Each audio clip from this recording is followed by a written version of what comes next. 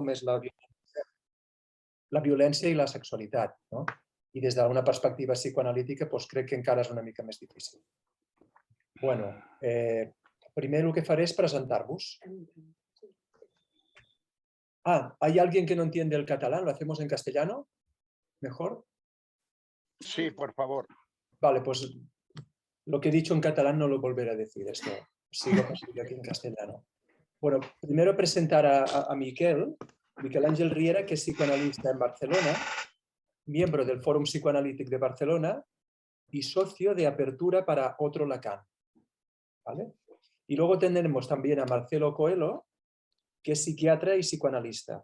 Trabaja como psiquiatra en Alt Empordà y está en un programa de intervención de psicosis precoz. Y luego también tiene una consulta privada en Girona, donde trabaja también como psiquiatra y como psicoanalista, creo, ¿no, Marcelo? Bueno, como psicoanalista trabajo, no solamente, sí. Vale. En Girona como psicoanalista, entonces, en la consulta. Muy bien. Vale, como os decía, hoy se tratará de intentar hablar de violencia y sexualidad. ¿Vale? Cada uno de ellos, Marcelo y Miquel, nos van a hacer una exposición y luego establecerán un diálogo, que este diálogo se va a abrir también a los que estamos aquí presentes. ¿De acuerdo? Pues bueno, empezad cuando queráis. Adelante. Marcelo, ¿quieres empezar tú o no lo hemos hablado? No sé cómo lo tenéis planificado, ¿quién empieza? No, como prefiráis vosotros. Sí. ¿Te parece empezar ¿Empiezo tú, yo, Miguel? ¿Qué has dicho, Esther? No te iba a decir si querías empezar tú. Sí, ya empiezo. Bueno, buenas tardes a todos y a todas y muchas gracias por la invitación al Foro Psicoanalítico de Tarragona, a Fran Esteva, a Esther Jiménez por la invitación. La verdad que es un gusto para mí estar aquí compartiendo este espacio con vosotros. La verdad que cuando Fran me llamó para abrir este espacio, me pareció muy interesante la propuesta, aunque yo no tengo directamente trato con... Bueno, siempre hay trato, ¿no? Aunque no sea directamente, siempre hay trato con este tema, sexualidad y violencia. Entonces me pareció interesante comenzar a hacer una búsqueda de qué era lo que había, ¿no? Entonces yo me preguntaba qué es lo que si se podía decir algo, si yo podía decir algo desde el discurso psicoanalítico. Esto es para diferenciarlo un poco de otros discursos, o sea, diferenciarlo del discurso del amo, discurso universitario, a ver qué podíamos decir desde el psicoanálisis en la articulación, violencia y sexualidad. Entonces, cuando me puse a buscar para la preparación de la ponencia, bueno, el primer material que abunda sobre estos significantes tiene que ver sobre la violencia de género, violencia contra la mujer, violencia machista, y a mí me costaba francamente traspolar lo que sería estos significantes a la jerga analítica. O sea, ¿cómo lo diría esto un psicoanalista? Pensaba yo, ¿no? Entonces, lo que hice fue dejar un poco esos significantes de lado y empecé a hacer una búsqueda en Freud primero, bueno, una búsqueda que es muy personal, que apuntaba que tenía cosas que a mí me interesaban, un poco en Freud, un poco en Lacan y otros autores para primero localizar los términos y a ver si podía hacer alguna articulación entre ellos. Bueno, y además que pensaba también en los múltiples deslizamientos que podía haber entre sexualidad y violencia o violencia y sexualidad. Bueno, entonces, en principio, lo que me pareció importante es poder separar ciertas nociones que tenemos de lo que es sexo, sexualidad y sexuación, para poner un poco los términos, cómo nos vamos a referir a cada uno. Entonces yo he hecho como un pequeño esquema de cada uno de los términos para ver por dónde voy a trabajarlos. Bueno, entonces voy a empezar. Lo que yo he encontrado en relación al sexo es lo que correspondería al plano biológico o anatómico. Entonces, sabiendo que para el psicoanálisis esto no es más que un tiempo mítico, porque en el proceso de sexuación este tiempo solo adquiere un valor cuando es interpretado por el segundo tiempo, que es el tiempo del discurso, o sea, el de la sexualidad propiamente dicha. Y el tema de la sexualidad propiamente dicha o del discurso del otro corresponde a una lógica que es una lógica fálica, ¿no? que tiene una lógica de atribución. Entonces, aquí el sexo asignado por el otro puede ser macho o niño, puede ser intersexual, lo que antiguamente se llamaba hermafrodita, o puede ser niña o hembra. Lo que me parece interesante en relación a la sexuación o la elección del sexo o la elección sexual, que me parece que es el aporte esencial del psicoanálisis y es elaborado por Lacan, en el cual la sexuación es una opción o una elección de identificación sexuada, ¿no? Entonces, opción porque involucra al sujeto en su respuesta, identificación, lo relaciona con el significante, y identificación sexuada, que es algo que va más allá de las identificaciones imaginarias simbólicas, es decir, que toma lo real del goce, ¿no? Entonces, según esto, sexualidad sería entonces un discurso sobre el sexo, un discurso sobre lo sexual. Entonces, podemos decir que sexualidad es un aparato discursivo sobre lo sexual, una ideología, como todo discurso, una ideología, una lógica de ideas en relación al término que es sexualidad. Entonces, esto me parece importante para la hora de articular los significantes en este campo, porque no es lo mismo decir violencia de género, quitarle un significante, violencia machista o agregarle un significante, cambia completamente digamos, el conjunto significante en el que estamos. Bueno, sexualidad en Freud. ¿Qué es lo que encontré en Freud? Bueno, toda la obra de Freud está teñida por el tapiz de la sexualidad y se inscribe en una corriente que sostiene la etiología sexual de los síntomas. Entonces, en 3 ensayos para una teoría sexual, lo que introduce Freud importante, me parece, son elementos como el de bisexualidad basal, lo cual problematiza bastante los conceptos de masculinidad y feminidad, el concepto de pulsión y perversión polimorfa, que cuestiona la centralidad de la función reproductiva de la sexualidad en caracterización con la actividad sexual, y además examina la sexualidad como un hecho problemático difícil de conceptualizar en términos a sus incidencias psíquicas. Sexualidad en Lacan. ¿Qué encontré aquí? Bueno, al definir Lacan el inconsciente estructurado como un lenguaje, permite concebir la sexualidad como un hecho de discurso. Desde el punto de vista estructural, entonces, los hombres, las mujeres, los niños, no serían más que significantes. Un hombre no es otra cosa que un significante. Entonces, hombre, mujer, niño, no significan nada por sí mismos, son elevados al estatuto de significante y adquieren un valor por el lugar que ocupan en la cadena discursiva. Bueno, entonces el trabajo que me parece que por la búsqueda bibliográfica que yo he ido haciendo tiene estos dos puntos, ¿no? Por un lado, Lacan, que interpreta la sexualidad como un hecho del lenguaje, y con Freud, más que nada centrado en la teoría de las pulsiones. Entonces, ¿qué encontré de violencia en Freud? Bueno, en El malestar en la cultura, Freud escribe, y esto cito: el ser humano no es un ser manso, amable, a lo sumo capaz de defenderse si lo atacan, sino que es lícito atribuir a su dotación pulsional una buena cuota de agresividad. En consecuencia, el prójimo no es solamente un posible auxiliar y objeto sexual, sino una tentación para satisfacer en él su agresión, explotar su fuerza de trabajo sin resarcirlo, usarlo sexualmente sin su consentimiento, desposeerlo de su patrimonio, humillarlo, infligirle dolores, martirizarlo y asesinarlo. Esto está en El malestar de la cultura de Freud, acaba con la típica frase de homo homini lupus, ¿no? Que el hombre es el lobo del hombre.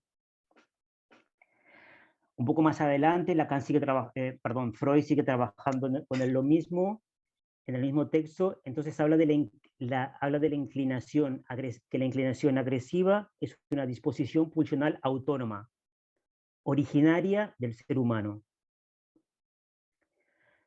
Dice, esta pulsión de agresión es el retoño y el principal subrogado de la pulsión de muerte. que hemos descubierto junto a Eros y que comparte con este el gobierno del universo. Otra vez aquí, en la parte de violencia, Freud vuelve a tocar el tema de las pulsiones, me parece interesante esto.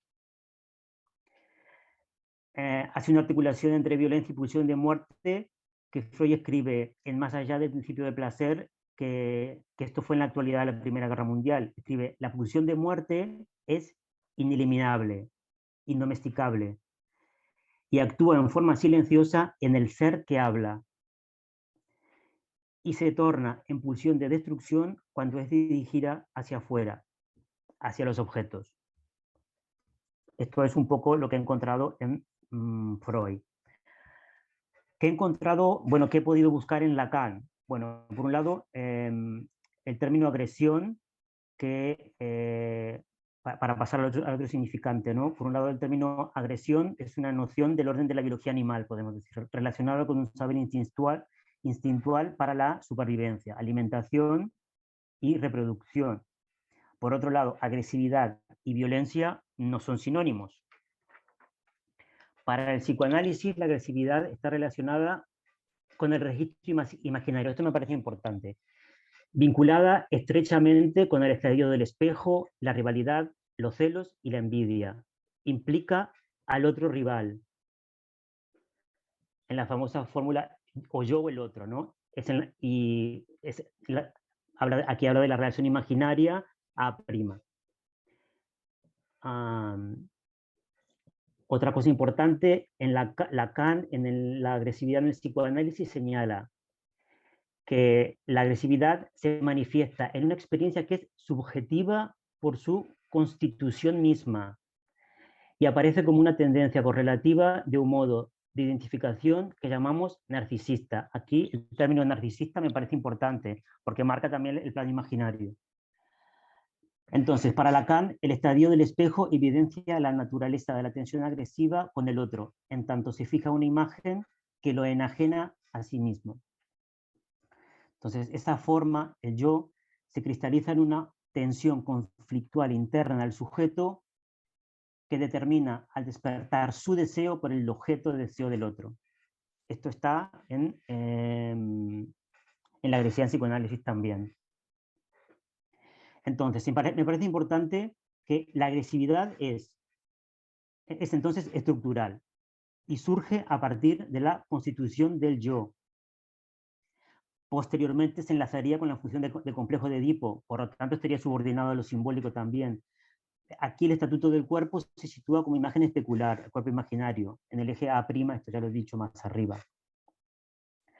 Está presente aquí el lazo con el semejante, en las relaciones conyugales, en los familiares, en la rivalidad, en los celos, en el resentimiento. Entonces la competencia con el otro podría aquí inscribirse en esta perspectiva, en la perspectiva de la agresividad. Entonces, la configuración imaginaria de la agresividad no tiene que derivar necesariamente en violencia. De hecho, esa agresividad primaria es generalmente reconducida de tal modo que la mayoría adapta su comportamiento a las normas que vienen impuestas por el discurso del otro, por el discurso del amo sería aquí. Importante apartado, la violencia no es la palabra. La violencia, esto es Lacan en la tercera, dice, la violencia es un síntoma social, en tanto todo individuo es un proletario. En tanto no tiene discurso alguno con el cual hacer lazo social, o sea, semblante. Esto me parece importante, o sea, todos proletarios, no forma de hacer lazo social, aquí es donde la violencia es síntoma social. Hecho importante, la violencia se ubicaría entonces del lado del acto y no de la palabra. Como señala Lacan, y esto es una pregunta que él se hace, es, ¿no sabemos acaso que en los confines donde la palabra dimite empieza el dominio de la violencia y que reina incluso sin que se la provoque? Sugiriendo aquí que la violencia está ahí en potencia siempre, latente, transformándose en acto, en ausencia de la palabra. Se puede decir entonces que la violencia no entraría en la operación o mecanismo de represión, es decir, no habría sustituto ni desplazamiento de un deseo inconsciente, o sea, no entraría en la lógica de la cadena significante. En el seminario Las formaciones del inconsciente, Lacan retoma el término de violencia y diferencia agresión y agresividad en este momento. Entonces, la violencia es lo esencial en la agresión, dice, al menos en el plano humano. Y cito, no es la palabra, incluso es exactamente lo contrario. Lo que puede producirse en una relación interhumana es o la violencia o la palabra. Si la violencia se distingue en su esencia de la palabra, se puede plantear la cuestión de saber en qué medida la violencia propiamente dicha puede ser reprimida. Pues hemos planteado como principio que solo se podía reprimir lo que demuestra haber accedido a la estructura de la palabra, es decir, a una articulación significante. Entonces, el acto violento no es la palabra, está fuera de la articulación significante de lo simbólico. Marca un impasse del semblante, por lo tanto, del lazo social. La violación sexual digo aquí, el abuso infantil, la violencia contra el cuerpo de la mujer, la violencia contra cualquier cuerpo, se inscribiría aquí en este atolladero que ubica los límites del discurso. Esto estoy citando a Lacan también de un discurso que no fuera del semblante.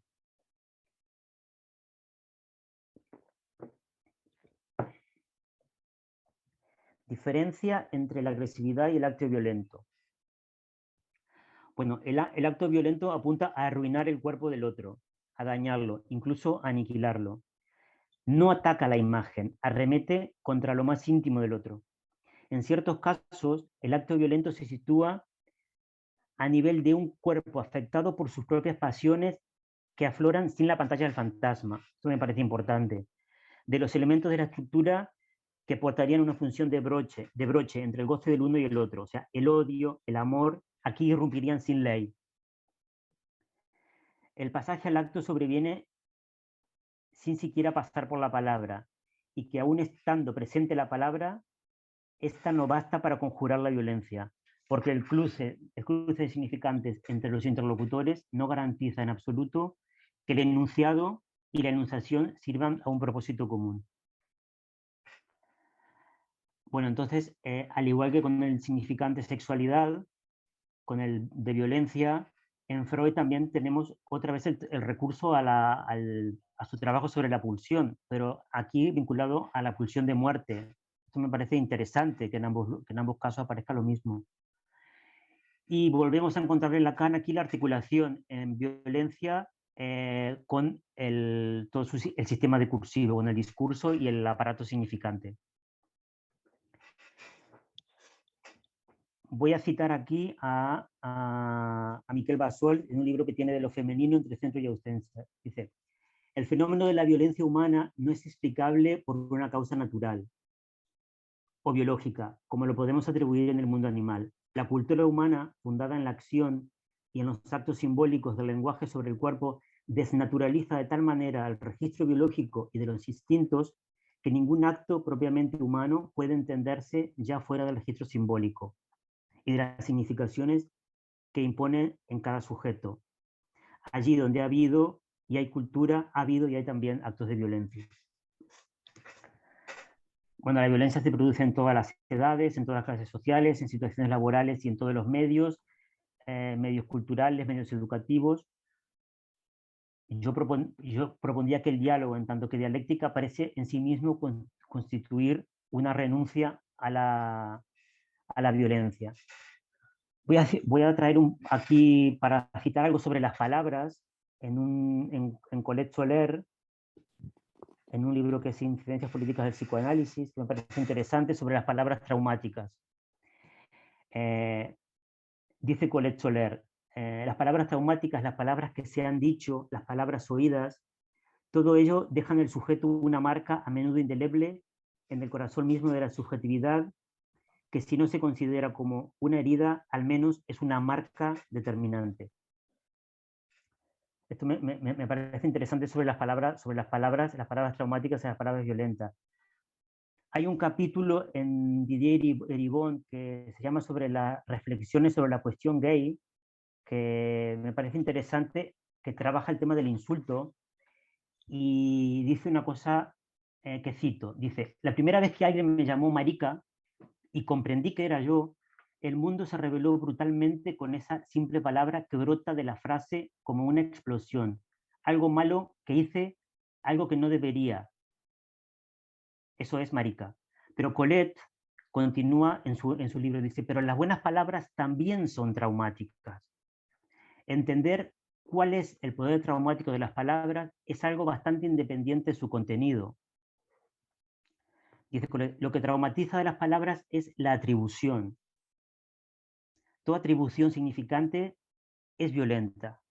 Decirle a una niña, eres una princesa, es tan violento o no, podríamos preguntarles, como decirle a un hombre, sé un hombre de verdad. Por eso es que aquí yo preguntaría si toda atribución no funcionaría como una injuria. Esto es una pregunta que me hago, ¿eh? Si toda atribución no funcionaría como una injuria para el sujeto, ¿no? Esto lo digo porque más adelante Colette también habla del traumatismo, que el traumatismo del discurso es de estructura.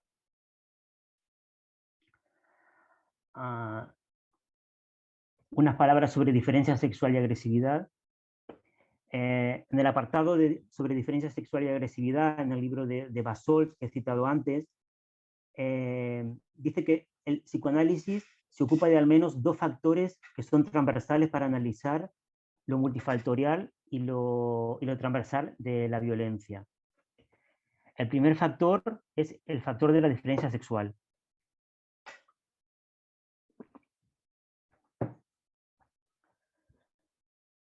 Que es el más íntimamente ligado a la experiencia subjetiva de la sexualidad. La diferencia sexual en cada cultura tiene una forma de asimetría constituyente e igualmente irreductible entre los sexos. Y el segundo factor que dice Basol, que también ya lo he mencionado, el segundo factor igualmente transversal en la violencia es la agresividad, como constitutiva de la relación del sujeto con las imágenes del yo, o sea, con las imágenes del semejante también. Lacan se refiere a la agresividad como un fenómeno que se manifiesta en una experiencia que es subjetiva por su constitución misma. Esto es, solo es pensable como producto en cada sujeto en un sistema simbólico de relaciones. Solo es pensable en cada sujeto como producto, solo es pensable como producto en cada sujeto. Y esto, cito, lo explicó como una experiencia correlativa de una dislocación corporal, de fragmentación de la unidad narcisista, de la imagen de uno en la medida que está constituida a partir de imágenes de los otros, en la medida que encubre esta alteridad constituyente. Dicho de otro modo, en el pasaje al acto agresivo, el sujeto golpea en el otro aquello que no ha llegado a integrar de su propia alteridad, a la imagen de su propia alteridad en la imagen narcisista y unitaria de su yo. Entonces el acto violento se revela entonces como el rechazo más absoluto de lo que es diferente y en especial de lo que hay de diferente, de heterogéneo en la propia unidad narcisista.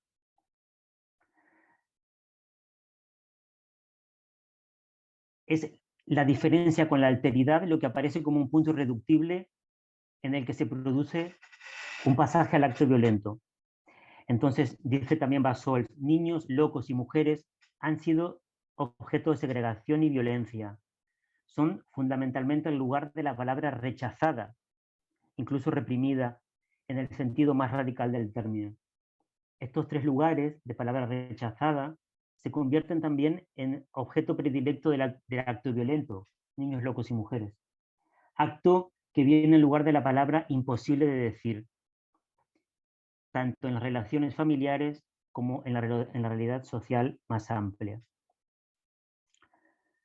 Bueno, yo me preguntaba al final, me preguntaba que aún hoy se siguen utilizando significantes injuriosos, atributivos que marcan el ser sexual como foco, ¿no? pensaba significantes como puta, maricón, cornudo, entre otros que están dirigidos al sujeto, pero involucrando su ser sexual en este caso.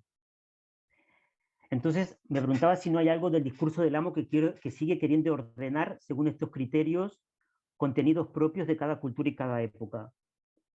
Bueno, desde la injuria propia de estos significantes hasta actos violentos y los deslizamientos de la sexualidad a la violencia, de la violencia de sexualidad, que esto no lo he podido trabajar, he llegado hasta donde he llegado.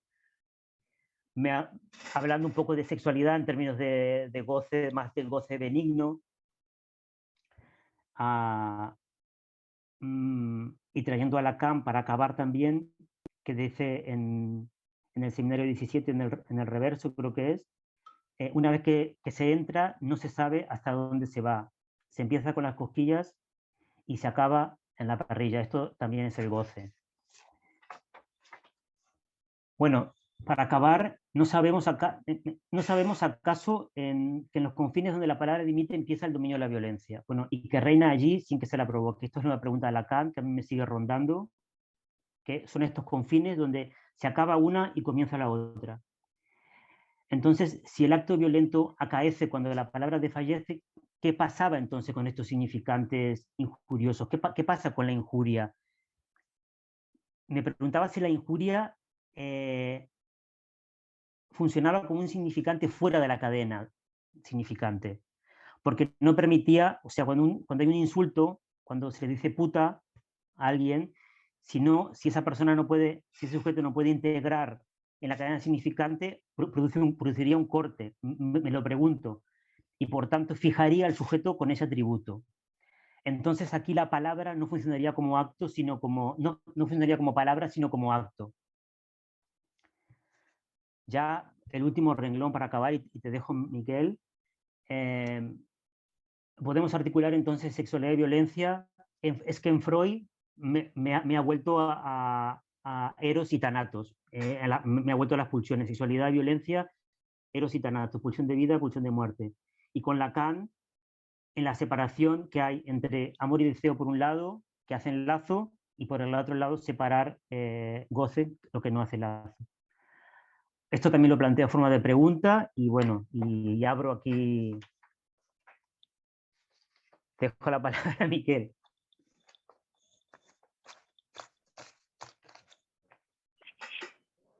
Bueno, gracias, a Marcelo, porque la verdad es que me ayudas mucho definiendo estos conceptos que está bien que todos tengamos claro, ¿no?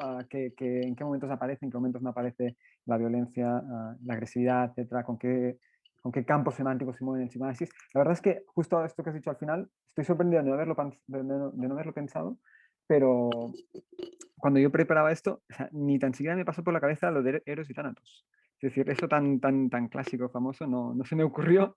Pero bueno. Mira, a mí me gusta que me has presentado todo esto, ¿no? He apuntado muchísimas cosas, pero no, por si acaso se me ocurre comentar alguna cosa. Pero a mí me gustaría enfocar el tema un poquito diferente. Entonces me gustaría enfocarlo en un debate presente, o mejor dicho, un debate de presente a presente.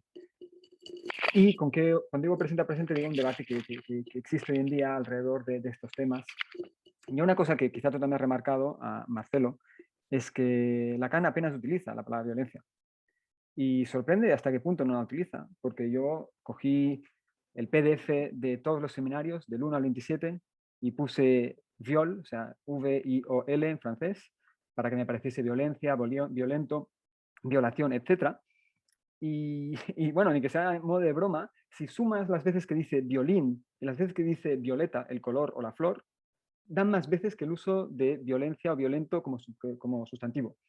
Es decir, realmente hay un no uso de la palabra violencia en Lacan, ¿no? El único uso así significativo que a mí me hace gracia, pero que en realidad es un uso anecdótico, es él dice la palabra biología con V. Lo dice para hablar como, bueno, lo apunto aquí en el chat, biología lo escribe así, para designar bueno, hace un juego de palabras con la violencia de la biología. Es el único uso que me pareció significativo de todo el seminario. Esto significa quizá que he utilizado otras palabras, ¿no? también es verdad. Pues bueno, a mí me gustaría enfocar el debate en intentar mostrar un poco la pluralidad del psicoanálisis a este respecto, ¿no? Yo lo que plantearé sencillamente es un conjunto de reflexiones preliminares y luego os propongo 3 citas de psicoanalistas contemporáneos, de textos contemporáneos del psicoanálisis. Cuando digo contemporáneos digo de los últimos 4 años, y bueno, intentar comentarlas. Os la propongo a todos como para que lo pensemos, para que lo comentemos entre todos si queréis, ¿no?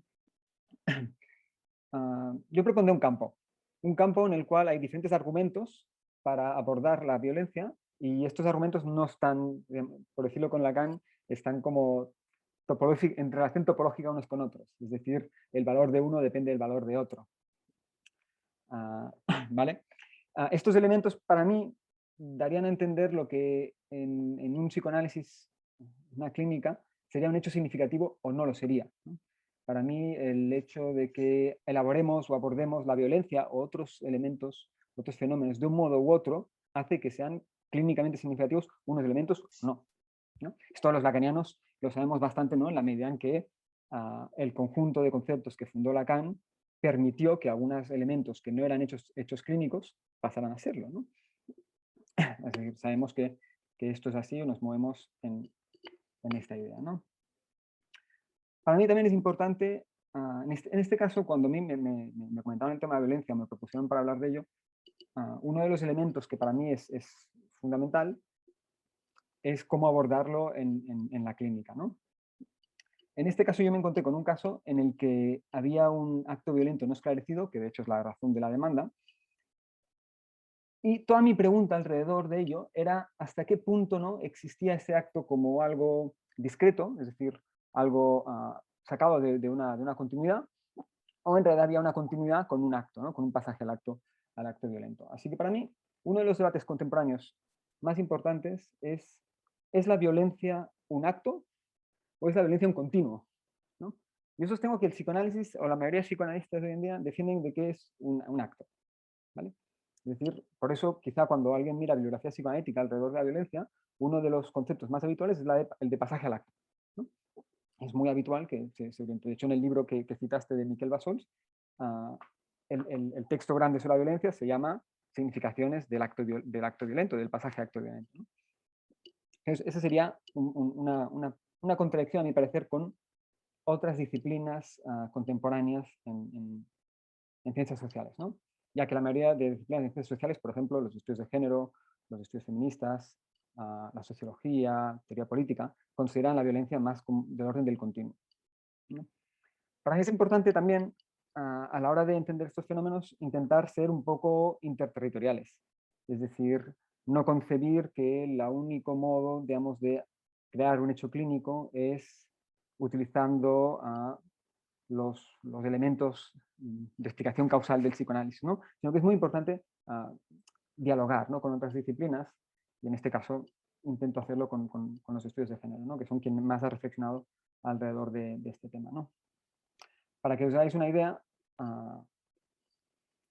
uno de los elementos que yo considero claves en la diferencia o en la incomprensión, más que la diferencia, entre propuestas de la teoría queer, propuestas feministas y el psicoanálisis, que como sabemos hay un desencuentro muy importante al respecto, pues una de las diferencias más importantes es qué función se le da a la violencia.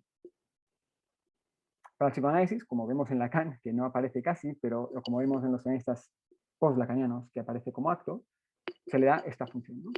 Pero en los estudios de género, por ejemplo, la violencia es constitutiva del sujeto, ¿no? Por eso hay un continuum.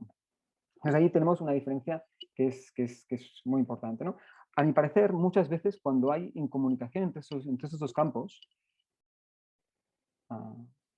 uno de los grandes elementos es una no puesta de acuerdo o una no escucha alrededor de ese tema de la violencia, ¿no? Hay otros elementos que promocionan esta incomprensión, ¿no? Por ejemplo, el hecho de que el psicoanálisis exija, ¿no?, que el debate se dé en términos solo psicoanalíticos, ¿no? Pero bueno, el hecho de una incomprensión de la violencia, pues es otro elemento, ¿no? Sin embargo, tampoco podemos decir que el psicoanálisis ha sido, digamos, ajeno, ¿no?, a la violencia. Por poner una idea, todos los que aquí están en el campo del psicoanálisis sabréis, ¿no?, que el dispositivo, tal y como lo generó Freud, ¿no?, a través de sus conceptos, pues tenía como propósito dar voz a aquellos sujetos, ¿no?, esencialmente femeninos, que estaban en un contexto de opresión y sacarlas de algún modo de su subalternidad, ¿no? La diferencia entre la psiquiatría de su época, que los trataba como objetos, a la clínica freudiana, fue que Freud les invitó a hablar, ¿no?, a poder expresar el sentido de sus síntomas, ¿no? E incluso Freud, en ese sentido, habla en diferentes veces del coste psíquico que tenía la opresión de las mujeres de su época, ¿no? Sin embargo, a pesar de este inicio, vemos que hoy en día no se trata mucho, ¿no? Y no se trata mucho cuando sí que podría tratarse. Por poner un ejemplo bastante sencillo, pero que acostumbro a sacar a colación, uno de los temas fundamentales del psicoanálisis lacaniano, e incluso a veces el alfa y el omega de sus opiniones acerca de la sexualidad, son las fórmulas de la sexuación, ¿no? La fórmula de sexuación no explica de aquí, seguro que hay gente que lo sabe y seguro que hay gente que no, pero dan a entender, o sea, permiten entender que existe un modo de goce que Lacan denomina fálico y que frente a ese modo de goce habrían goces que son no todos fálicos, por lo menos, ¿no? Lacan los denomina goce del otro, en ese caso. Parecería que era una buena ocasión esta distinción que hace Lacan durante 2 o 3 años, parecería que era una buena ocasión para introducir la violencia, ¿no? Porque parece como relativamente interesante, ¿no?, preguntarse cómo es posible que habiendo estas dos modalidades del goce, que no expliquésemos por qué la violencia es unidireccional, ¿no? Es decir, cómo entendemos que la violencia se da siempre desde, o sea, que hay un modo de goce que recibe todos los palos, por decirlo así, ¿no? Parecería que era una buena oportunidad, ¿no? Y sin embargo no se ha dado, ¿no? Otros psicoanalistas, como por ejemplo Basols y otros, sí que utilizan esta formulación, es decir, el modo de que existe un goce fálico y un goce no todo fálico, para explicar la violencia, ¿no? En realidad la explican de un modo que es bastante del sentido común. Sería el modo de el sujeto rechaza el goce del otro.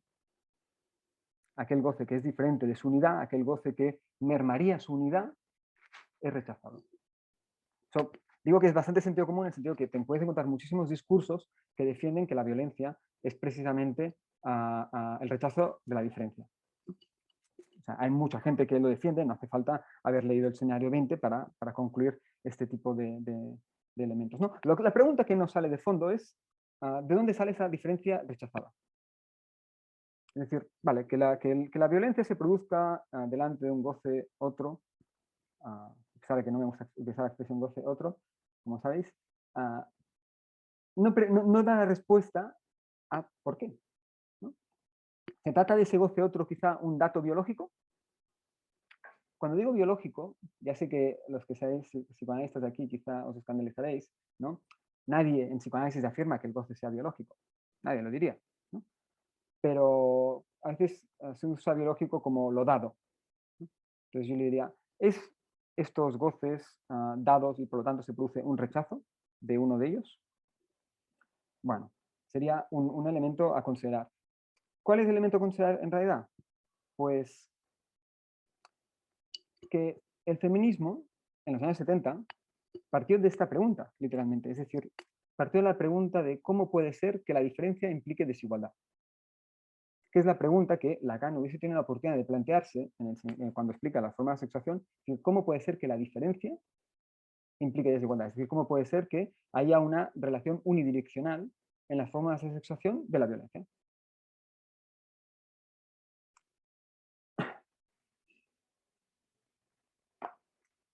Es decir, hay un conjunto de cuestiones alrededor de la violencia que no han sido planteadas, ¿no? En ese sentido, yo considero hoy en día, a modo de recomendación para todo el mundo que hay aquí, 2 autores que para mí son esenciales a la hora de pensar estos elementos no reflexionadas en el lacanismo. El primero es Alfredo Edelstein. Los dos son argentinos, como podéis imaginar. El primero es Alfredo Edelstein, que diagnostica que en la interpretación que tenemos de Lacan habitualmente hay por lo menos tres, digamos, viajes, ¿no? Uno sería el nihilismo, ahora veremos por qué y qué tiene que ver con la violencia. El segundo sería el individualismo, también veremos por qué y qué tiene que ver con la violencia. Y el tercero sería la extraterritorialidad. Por extraterritorialidad entiende el hecho de que el psicoanálisis vive en una ficción jurídica. Es decir, cuando decimos algo que es extraterritorial nos referimos esencialmente, por ejemplo, una embajada es extraterritorial. La embajada de Francia en España es territorio francés. Es decir, es una ficción jurídica, está en España la embajada. Pero a nivel jurídico no está en España, no está donde está, ¿no? En el psicoanálisis pasa algo parecido, es decir, que no nos relacionamos, digamos, con los elementos que estarían a nuestro alrededor. No tenemos, digamos, relaciones de ida y venida, no tenemos espacios de influencia mutua con otros discursos, con otras teorías, etc., ¿no? Pues este sería uno, Alfredo Edelstein, y el otro sería Ana María Fernández, que es una psicoanalista que lleva, digamos, 40 años por lo menos, incluso más de 40 años, trabajando en estudios de género y psicoanálisis, desde que fundó el Centro de Estudios de Género y Psicoanálisis en el año 79, y que, bueno, hoy en día empieza a ser reconocida, pero que lleva un trabajo de mucho tiempo, ¿no? ¿Por qué saco a colación estos dos autores? El primero, lo veremos quizá después, pero Ana María Fernández es importante porque tiene una tesis que me gustaría ni quisiera compartir para ver otros elementos novedosos. Tiene una tesis acerca de por qué en el psicoanálisis no existe, se obvia la noción de violencia. Cuando digo que se obvia la noción de violencia, y podemos poner algún ejemplo, por ejemplo, un ejemplo contemporáneo, ¿no? Pienso, ¿no? Cuando en psicoanálisis o en el debate que existe entre la teoría queer y el psicoanálisis, que hoy en día los psicoanalistas están escribiendo muchísimo sobre esto, ¿no? Hay algunas frases que nos evidencian este olvido de la noción de violencia en el campo sexual, precisamente.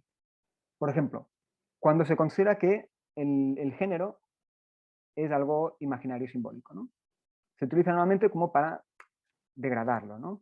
La noción de género de Judith Butler, pero de otras autoras, sería, bueno, imaginario simbólico. Lo equipara un poco a la identificación. ¿Qué pasa? Que el género, igual que la clase, no es la descripción de un conjunto de personas o de grupos de personas. O al menos no se utiliza así la palabra género en estudios de género.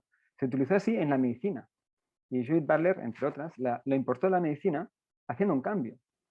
El cambio era que el género intentaba expresar no tanto la descripción de posibles identificaciones de los individuos, sino la desigualación de esa identificación. Por decirlo de un modo sencillo, si estas autoras consideran que el género es aprendido, está construido, sería un modo sencillo de empezar a expresarlo, pero lo que dicen es en el fondo que está aprendido, pero está aprendido de un modo desigual. Es decir, no es algo solo imaginario y simbólico, sino que vehicula relaciones de poder en su mismo seno, ¿no? Por eso que dije que para estas autoras la violencia es constitutiva del sujeto, ¿no? Es decir, para Judith Butler, el género, aparte de vehiculizar elementos de poder, hace inteligible al sujeto. Otro elemento, por ejemplo, una frase que seguro que si alguien me ha escuchado otra vez habéis visto criticar, es la frase, que de hecho es de Miquel Bassols también, según la cual el goce es queer, ¿no? El goce es un concepto de psicoanálisis, queer es una teoría, un concepto, y bueno, tiene esa frase. ¿Por qué? Porque da a entender que el goce, digamos, es reacio a todas las identificaciones posibles, ¿no? Y la teoría queer también es reacia a todas las identificaciones posibles. Pero en el fondo, la teoría queer, el punto importante es el elemento de violencia y de desigualación que esa diferencia implica. No es una pura diferencia, es una diferencia desigualada. Es decir, la teoría queer no existiría sin un conjunto de violencias sufridas. Entonces, decir que el goce es la teoría, el goce es queer, sin introducir el concepto de violencia en el goce, pues parece extraño, ¿no? Fijaos que estos son dos ejemplos de cómo se dialoga con la teoría queer quitando el elemento sustancial, que es el elemento de violencia y de diferencia desigualada, ¿no? Pues ¿cómo lo interpreta Ana María Fernández? Sencillamente lo interpreta con una tesis que en Argentina es muy famosa, ¿no? Es la tesis de la paradoja fundamental del psicoanálisis. Según Ana María Fernández, cuando Freud funda el psicoanálisis, lo funda de un modo paradójico, porque la condición de posibilidad de fundar la realidad psíquica implicó la exclusión, o ella dice la desmentida, de las violencias efectivamente acaecidas, ¿no? ¿Dónde se ve eso? Se ve eso, por ejemplo, en el hecho de que Freud tenía primero la tesis de la seducción original, original, ¿no? Según el cual el trauma venía de una especie de abuso o seducción, ¿no? Que se había producido en la infancia del individuo, ¿no? Y Freud cambió esa tesis por decir, no importa que la seducción haya realmente sucedido, sino que lo importante es que ha sucedido en la realidad psíquica. Y con este paso, Freud fundó la realidad psíquica, que es de hecho el campo en el cual el psicoanálisis puede problematizar sus elementos y trabajar con ellos en su práctica. Pues para Ana María Fernández esto no es una crítica tampoco, pero eso implica la paradoja de que Freud estuvo obligado a rechazar aquellas, digamos, violencias y abusos en la infancia realmente acaecidos. Es decir, el dispositivo que creó él no permitía discernir el abuso real del abuso no real. Todos los abusos no importaban, lo que importaba era que estaban en la realidad psíquica. Es decir, aquellas desigualaciones que la violencia producía, Freud las igualaba, ¿no? Y ese es el proceso que en estudios de género se llama igualar los desigualados, que es un modo extra de violencia o de invisibilización de la violencia. Esto no es que sea, digamos, una crítica, digamos, a todo.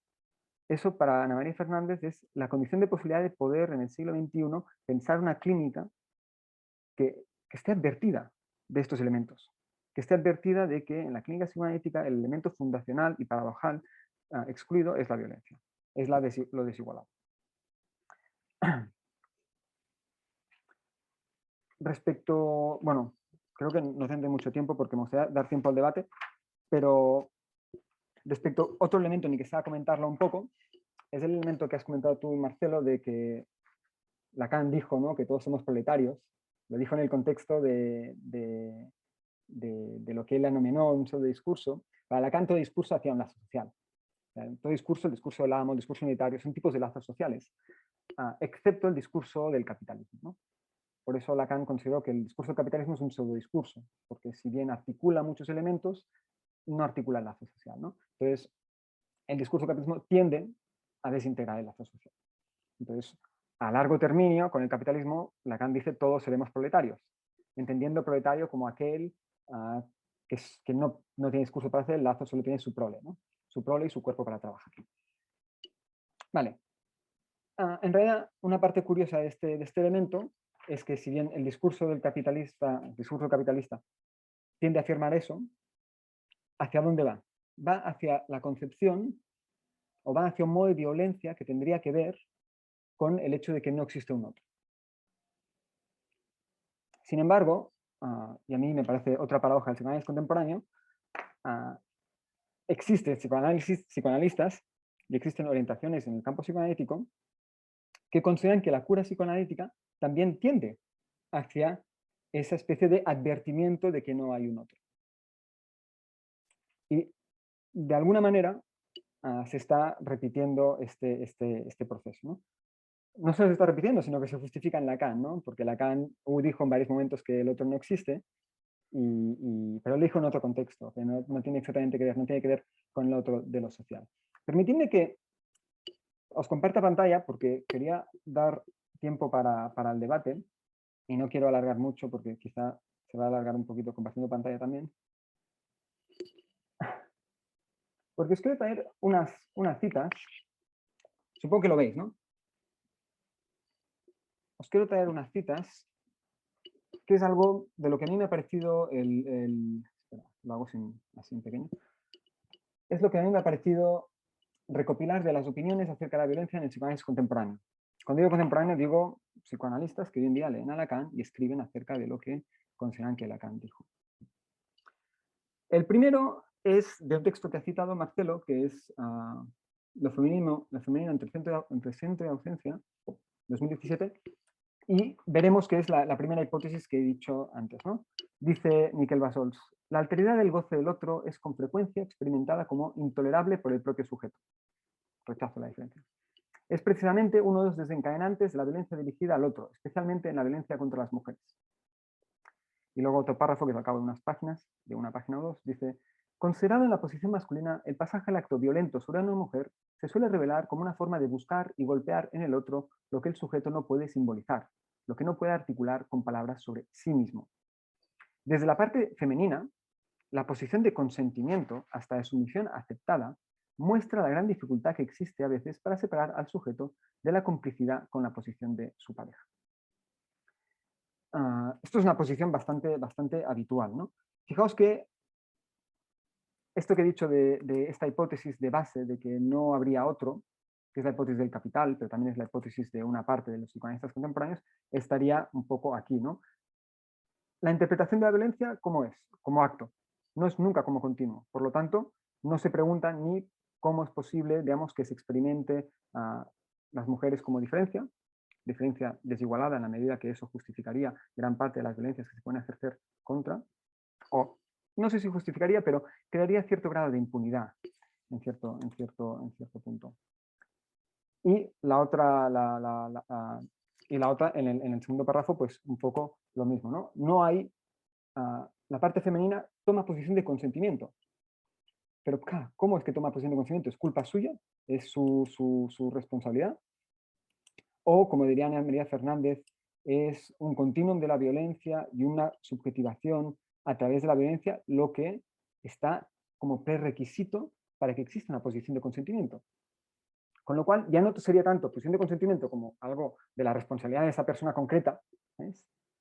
Que aparte de recibir violencia, digamos, tiene que responsabilizarse de su complicidad con ello, sino que en realidad vendría de algo del campo del otro, esta violencia como continuum que estaba hablando, ¿no?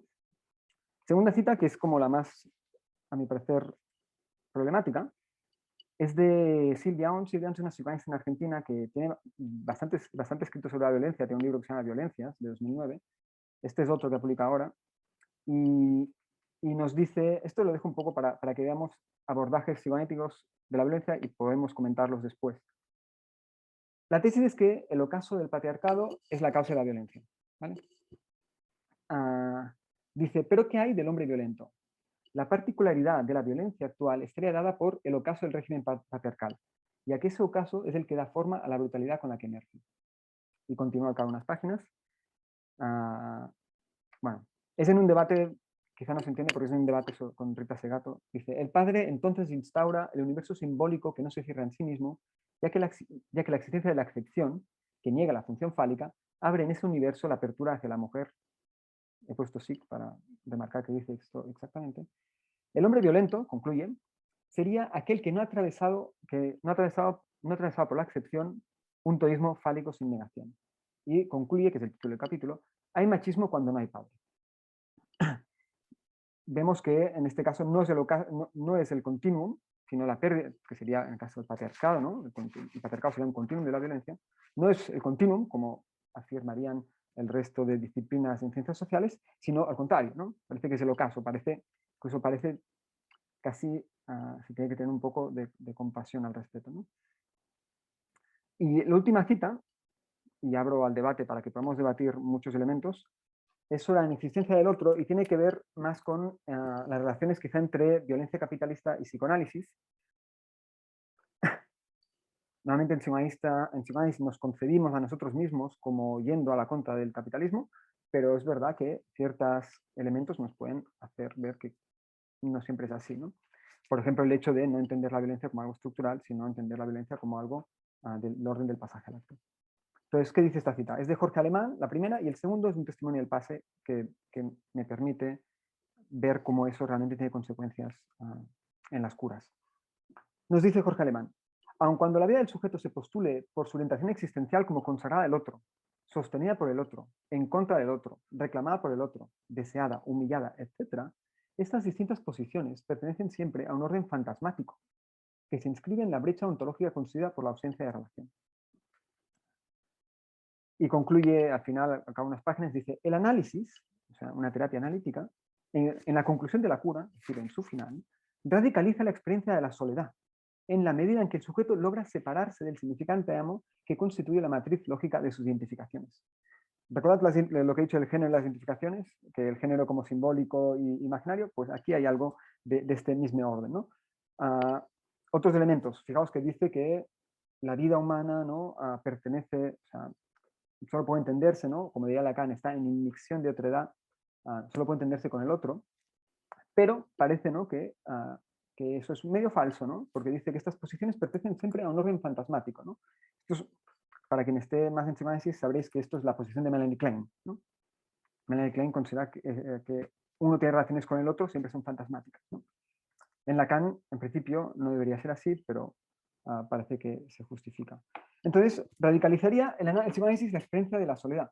Claro, pero la soledad al principio, ¿no? Sería esta idea de todos proletarios, es decir, una de las consecuencias del discurso, unas consecuencias violentas del discurso del capitalismo, ¿no?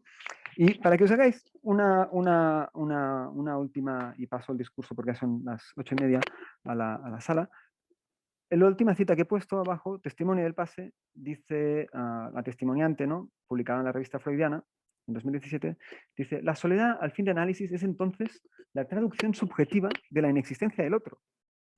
La soledad del sujeto advertido de la inexistencia del otro. Aparte de que existe el hecho de que en este pase, es la última frase del pase, ¿no? Para quien no lo sepa, perdón, no lo he dicho, el pase es un dispositivo del psicoanálisis que creó Lacan para dar a entender, para intentar atrapar algo de lo que sucedía en un análisis, ¿no? Es un dispositivo muy antiindividualista. ¿Por qué? Porque de un modo innovador, Lacan propuso que una cura que tuviese éxito no podía ser ni el paciente ni el analista quien determinase en qué momento había sucedido eso, sino una tercera persona. Fijaos hasta qué punto, digamos, el dispositivo desde el punto de vista de Lacan era antiindividualista, perdón. Es decir, lo que yo opine sobre mí mismo, lo que mi psicoanalista opine sobre mí mismo, pues podemos estar equivocados. O al menos es complicado de medir, ¿no? En el campo de la transferencia. Entonces, era una tercera persona quien podía hacerlo, ¿no? Una tercera persona que estuviese en la posición parecida al otro paciente, ¿no? Es decir, no una tercera persona experta que supiese qué hubiese pasado, sino algo que estuviese en el mismo orden de la experiencia. Pero sin embargo, aquí en ese testimonio, ¿no? de esto que había pasado, pues es la soledad, ¿no? Y la constatación de que el otro no existe, ¿no?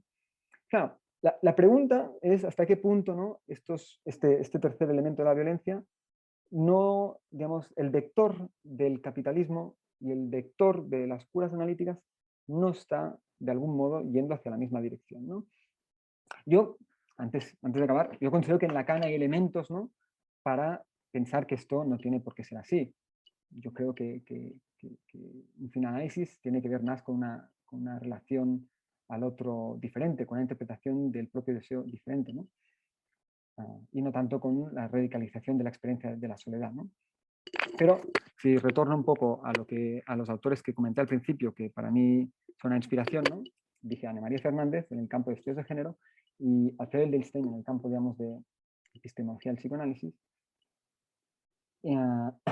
pues estos autores defienden, ¿no? Que existiría una manera, digamos, de hacer diferente y critican el individualismo y el nihilismo en psicoanálisis.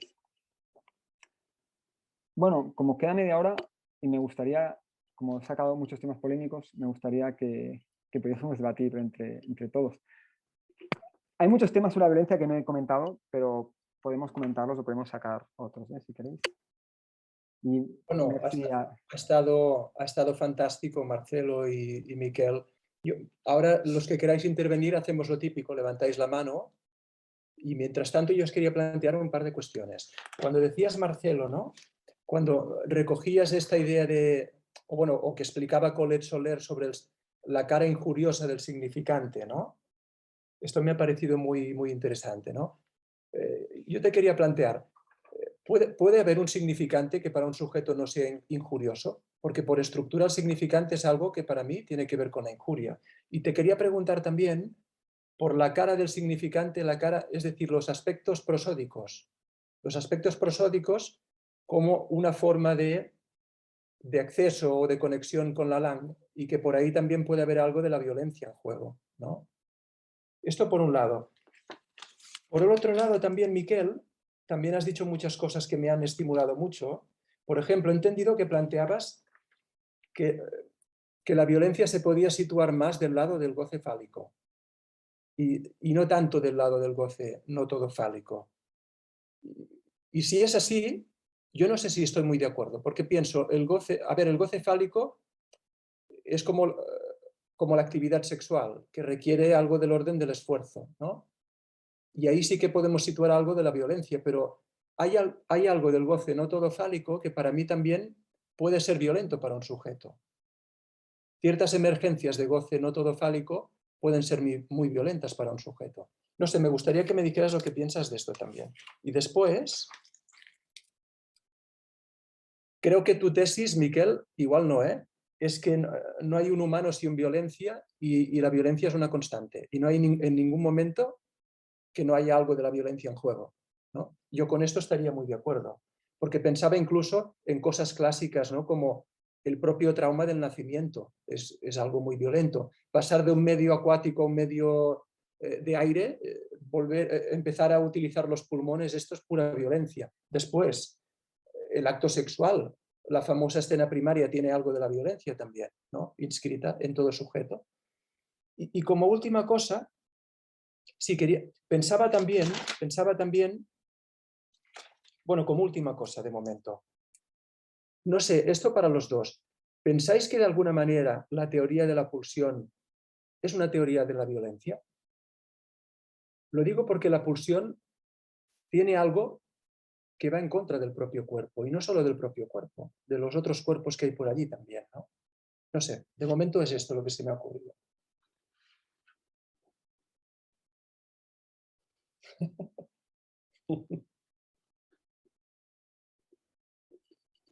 ¿Respondo yo o respondes tú? No, ves, Miguel, sí. No, bueno, lo que he dicho de la forma de sexuación, no, yo solo he dicho que era un buen momento para planteárselo en ese momento, por la parte de Lacan, creo. A ver, sí, yo implícitamente considero que la violencia pertenece al uno fálico. Que no significa que el otro no se pueda vivir, digamos, como desbordante, por ejemplo, ¿no? Que no es lo mismo que violento, quizá, ¿no? Puede ir desestabilizador, estos son elementos, pero no sé si violento. Pero eso es subsidiario de la segunda pregunta. Me preguntas si yo creo que la violencia se da en todos los casos. No, yo lo que intentaba dar a entender es que hay una tensión, o yo creo que hay una tensión, yo intento pensar que hay una tensión entre la violencia colectiva y los elementos individuales de la violencia. Y esa tensión, el psicoanálisis, a mi parecer, algunas veces no la contempla, ¿no? Solo contempla los elementos subjetivos de la violencia. Entonces, no es que todo sea violento, no, es que hay una tensión entre las violencias colectivas y las individuales. Y respecto a la pulsión, bueno, depende de cómo entendamos la pulsión, ¿no? Porque Lacan dice que es, ¿no? que es el eco del cuerpo del hecho que hay en decir, ¿no? Algo así, ¿no? Entonces, entenderla en un sentido como dado, con el estilo Freud, ¿no? Como si la pulsión viniese del cuerpo, ¿no? No sé, ahí me parece un poco que no sé si encontraremos solución. Pero, no, quiero decir que no se va a demostrar nunca, ¿no? Seguramente es falso esto, ¿sabes? O sea...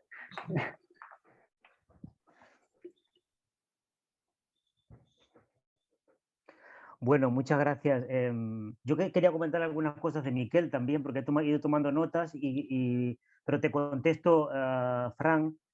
A ver, yo hablé de la cara injuriosa del significante porque estábamos hablando de violencia, ¿no? Entonces buscaba los recovecos por donde meterme. Pero ahora que has mencionado la Lange, y yo estaba pensando, justo cuando estabas articulando con otros tipos de violencia, como el nacimiento, la primera respiración, ¿no? El contacto con la lengua, yo no sé si es violencia, pero agresivo sí que es. O sea, no sé, no sabría decir si es violencia, pero que hay algo de un cuerpo que está tan ricamente y divinamente y se empieza a invadir por sonidos de la lengua. O sea, que hay algo de aquí, hay algo que introduce algo de por lo menos un corte con un estado anterior. Y pensaba y decía en la cara injuriosa porque cuando decía eres una princesa, o sea, el atributo eres una princesa también es un atributo y también es una injuria.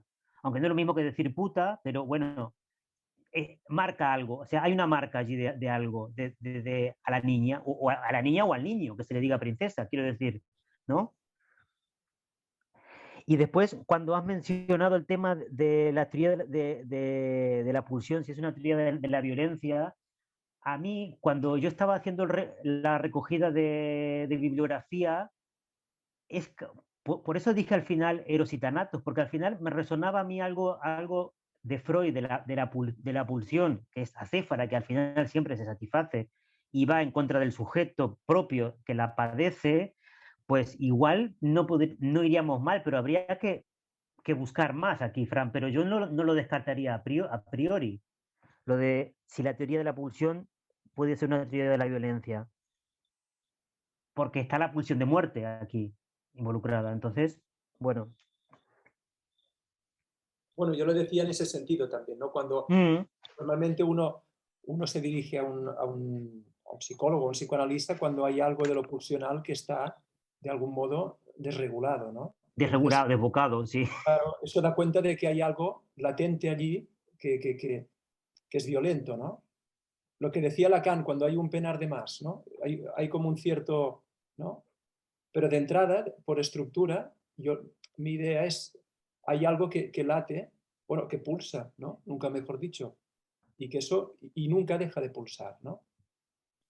Y en ese sentido yo lo había pensado como engarzarlo un poco con la violencia, ¿no? Bueno, que pulsa y que ordena también, Fran, porque no todos los sujetos tienen pulsiones. Quiero decir también, si te deslizas más al campo de cuando no hay extracción del objeto A, es muy difícil ordenar esto. O sea, es un orden violento, pero por lo menos es un orden, quiero decir. Sí. ¿No? A mí, yo quisiera comentar cosas de Miquel, porque me ha interesado particularmente cuando estaba, bueno, igual no me da tiempo a todo porque también que la gente pueda participar, pero cuando decías, es que he ido cogiendo nota también y me ha parecido súper interesante todo lo que traías, Miquel. Cuando preguntabas, bueno, lo preguntabas y te respondías, ¿no? También si es un acto o es un continuo, ¿no? Claro, aquí yo haría un matiz. Por ejemplo, si el lenguaje de estructura y el lenguaje, si tenemos, vamos a ver, si nos ubicamos en el mundo animal, que no hay lenguaje, no hay este elemento. En el mundo del animal no humano, hay un imaginario y un real que funcionan súper bien. Es decir, no, hay un saber allí que no necesita, al meter un simbólico en el medio, que está en palabras de Soler también, violando lo real, creo que ya de estructura es violencia de estructura y por tanto sería, yo aquí me atrevería a decir casi que es continuo. El lenguaje, sí, aquí lo diría como continuo. Sí, Después, pero sí, dime.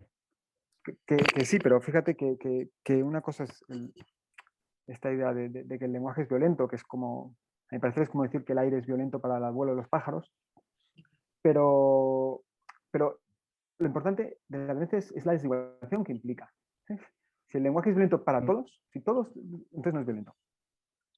Si no hay una desigualación, si no implica una desigualación, no es violento. ¿Sabes a qué me refiero? Es decir, la violencia se da cuando se desigualan las diferencias.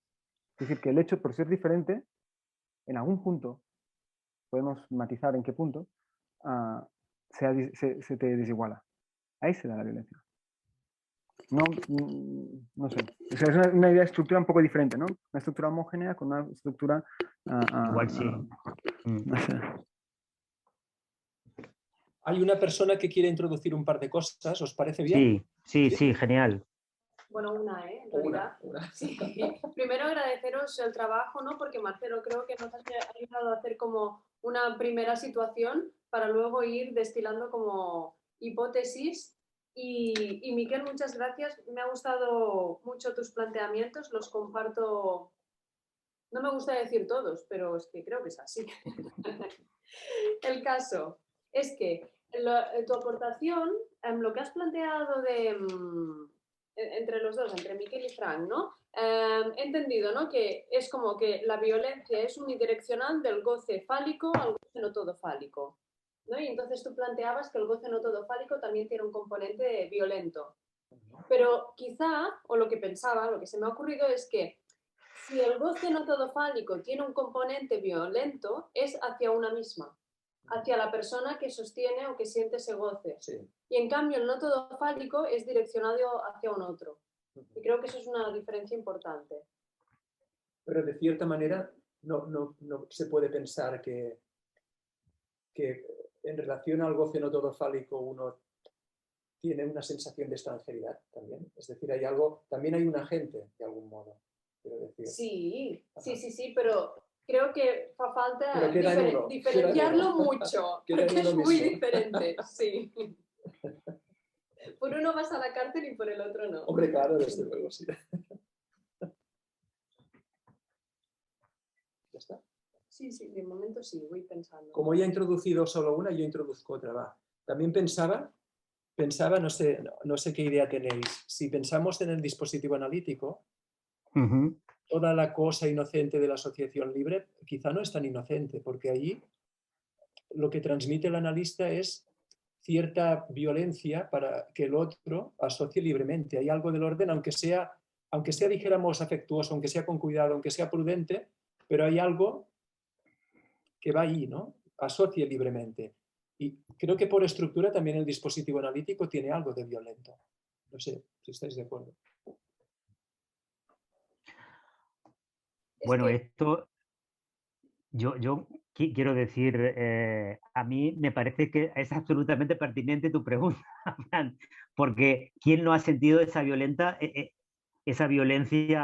cuando se analiza? Quiero decir, al principio cuando te analizas, o sea, eso lo sientes, o sea, que hay algo que aquí no va, que hay, o sea, hasta que no te entregas allí, pues hay algo que no, y esto se siente en el cuerpo, me parece.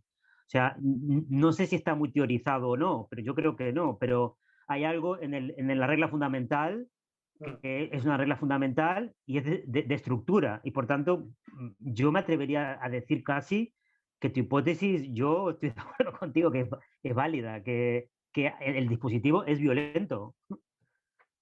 Quiero decir, bueno, hace un lazo diferente, pero no, porque al final, bueno, se pueden destilar cosas, pero no he leído nada de esto, supongo que habrá cosas, pero yo lo he vivido como violento, sí, el dispositivo. Sí. Y también cuando te pones como psicoanalista, puedes llegar a entender lo que eso de violento es cuando denuncias la regla, cuando denuncias la frecuencia, cuando denuncias, yo qué sé. Y esto podemos decir que es violencia de estructura aquí, casi. Claro, También. Antes estabais discutiendo los dos la noción del acto, ¿no? La violencia, el acto. Claro, el acto del analista, el corte de la sesión también puede tener algo de violento en algún momento, si seguimos por ahí, ¿no? Es una violencia de algún modo necesaria. Claro, creo que lo complicado a veces también está en que el acto del analista, si siempre se dirige hacia la individualidad del sujeto, eso también implica un sesgo violento que desde el psicoanálisis quizá no analizamos lo suficiente.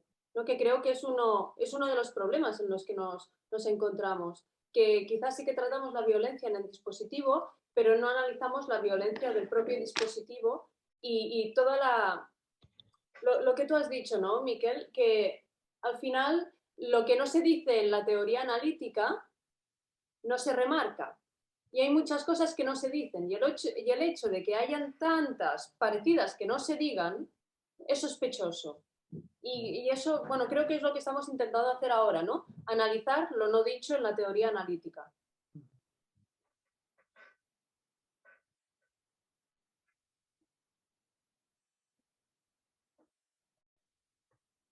Venga, que alguien más anime, por favor. Bueno, Claro, es que en esa misma línea, Esther, ¿no? De analizar lo no dicho justamente para que no sea violento, porque si no, ahí volvemos al pez que se muerde la cola, ¿no? Si no se dice es violento, y bueno.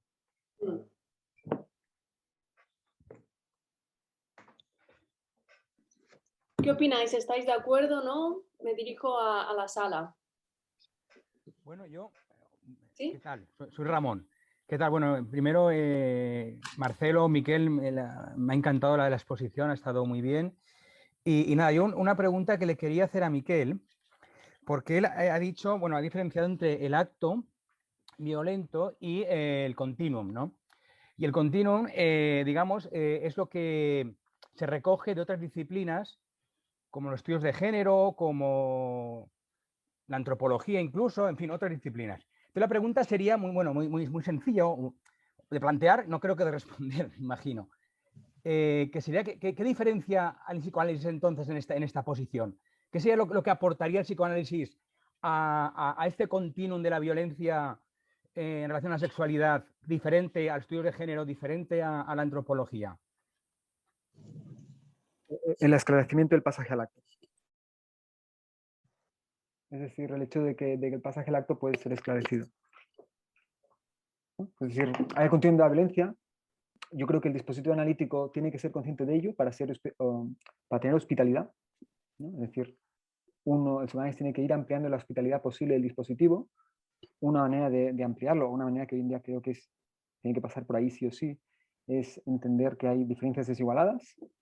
¿Vale? Eso lo importo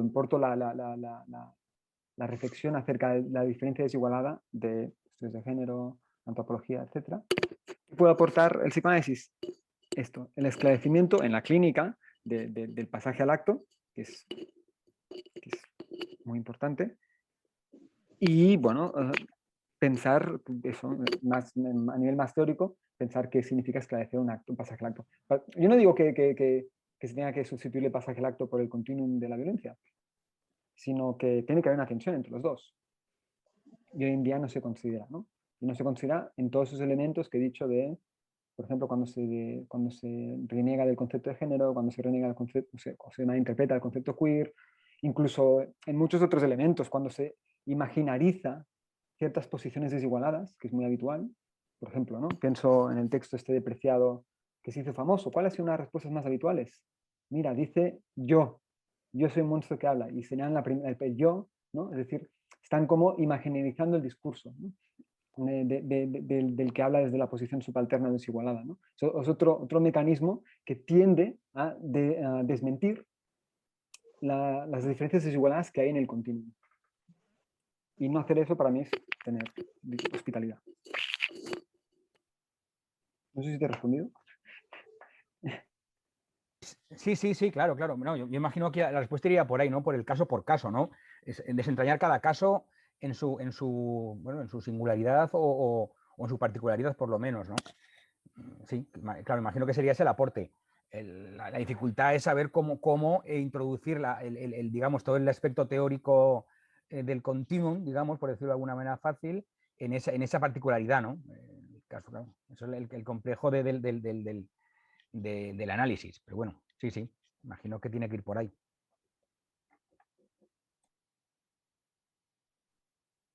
Joan Pons, ¿quieres decir algo? Que he visto que te has desilenciado. No, a ver, yo soy sencillamente un lector, historiador, antropólogo, con lo cual le explicaba esta mañana a Miquel, que me ha invitado a seguir la sesión, pues que últimamente estoy leyendo bastantes libros de psicoanálisis, me interesa muchísimo.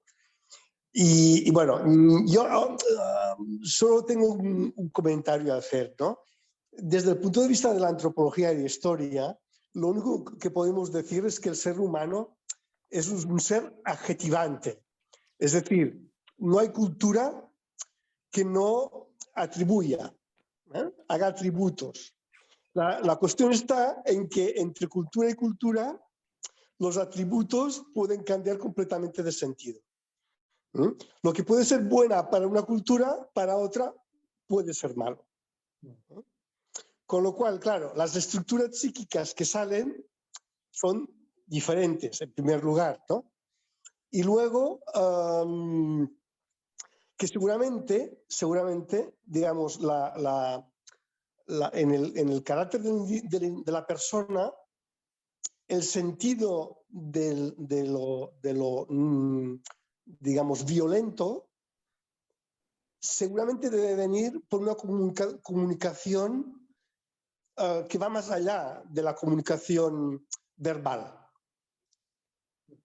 Es decir, que los niños aprenden lo que no es normativo, lo que no es bueno, no tan solo a partir del verbo, que seguro que sí, sino también de los gestos que lo acompañan. Y al final de todo, cuando habéis acabado sobre si era violencia o no era violencia, ¿no? Bueno, pues pienso que desde el momento en que siempre hablamos, ¿no? Pero al describir de una forma o de otra, siempre prescribimos.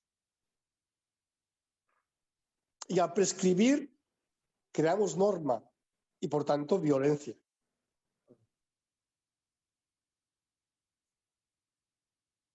No sé si estáis de acuerdo o no.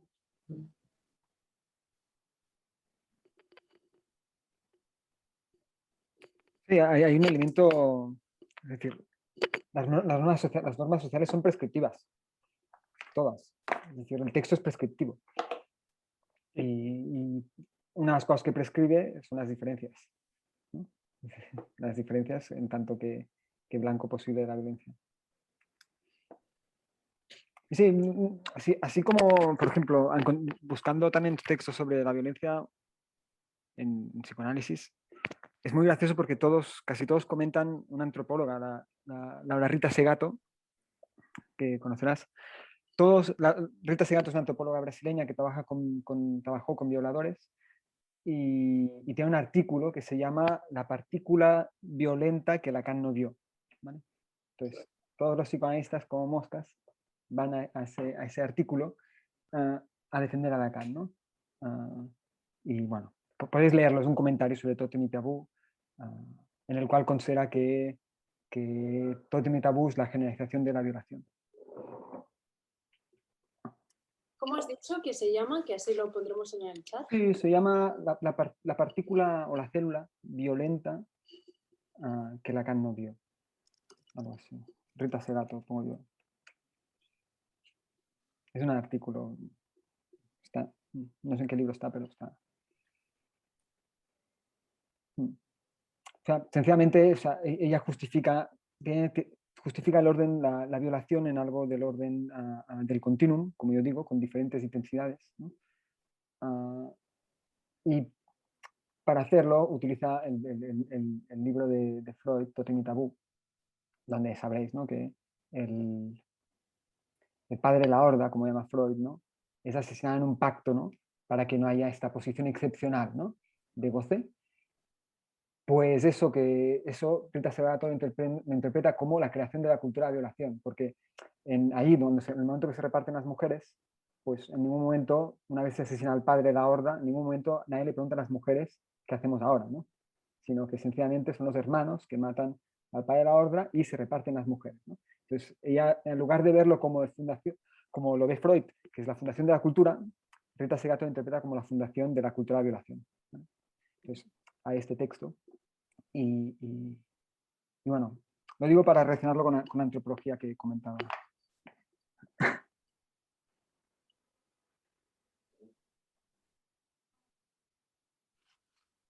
Bueno, si hay alguien que le gusta intervenir en los últimos minutos, ya estamos en los últimos minutos.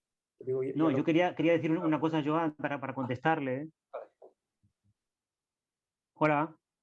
Sí, te oigo. No, que me ha gustado mucho lo que has dicho, Joan, porque en relación al sujeto adjetivante, ¿no? Que yo creo que esto es decir, en otras palabras, lo que está en muchos textos de Lacan, quiero decir, la marca del significante existe en donde hay cultura, y además tiene que haber marca porque sin marca no hay cultura.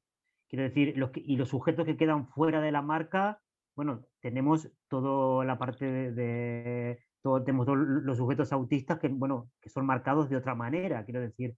O sea, por un lado se necesita y por el otro lado aliena, ¿no? Entonces, bueno, que me parece muy interesante que lo digas con otras palabras, pero dices lo mismo que estamos diciendo, quiero decir. No, dice estamos de acuerdo, pues yo estaría de acuerdo contigo, claro, sí. Es con palabras de un antropólogo lo que diría un psicoanalista.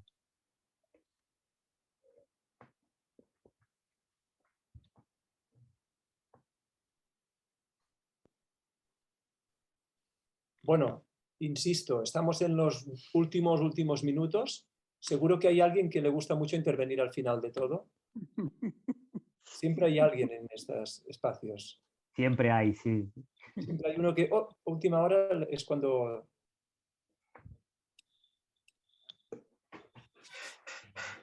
Bueno, pues si no hay nadie tendréis que ser vosotros, Miquel y Marcelo. Bueno, yo quiero volver a agradecer la invitación porque a mí me ha abierto un panorama que no tenía pensado abordar para nada. Y de hecho lo voy a dejar como un trabajo en curso esto, porque me parece que es para seguir investigando. Me ha gustado mucho participar en el debate con vosotros, la invitación, mi interlocutor y a los anfitriones y a los participantes. Pues muchas gracias a todos y a todas. No, yo también agradecer a todo el mundo que ha venido también. En ese sentido, o sea, lo que comenté de la tesis de la paradoja fundacional de Rita Segato, de Ana María Fernández, ella dice que, como asociación casi, ella dice que provoca inhibición en el medio psicoanalítico, que es una de las consecuencias. Y dogmatismo también dice.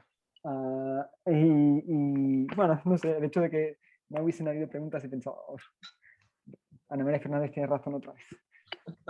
Pero bueno, muchas gracias a todos, de todos modos. Bueno, pues decir también muchas gracias otra vez, Marcelo y Miquel, y a todos los demás. Y bueno, y decir que seguiremos investigando estos temas de una manera u otra, ¿vale? Espero que nos encontremos en otro espacio.